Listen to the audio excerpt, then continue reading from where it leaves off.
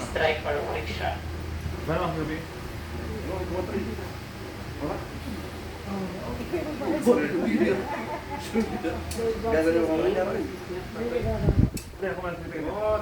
Ayan, sa dalawang strike lang, visible na yung smoke.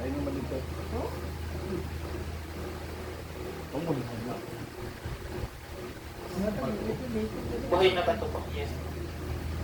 Then, metal. So sa mountain wala silang metal, kaya yung gamitin mo nila is battery.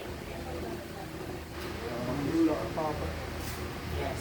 So wala silang tindahan, kaya yan po yung gamit nila. Or something can process, part po yun ng kanilang survival. So hindi sila nakakapagamit doon ng mga lighter or postal.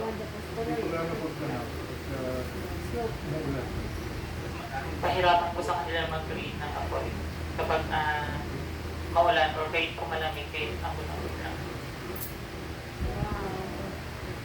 Ayan, so yan naman yung kanyang sisindihan, yung kanilang torch. Ang tawag po dyan ay salong or sahing, native torch or light up nila sa mountain. Sa loob po niyan ay purong dagta ng salong at babalutan nila ng dahon. One fourth of that, kaya kung tumagal ng 3 hanggang 5 gabi, depende sa kanilang paggamit.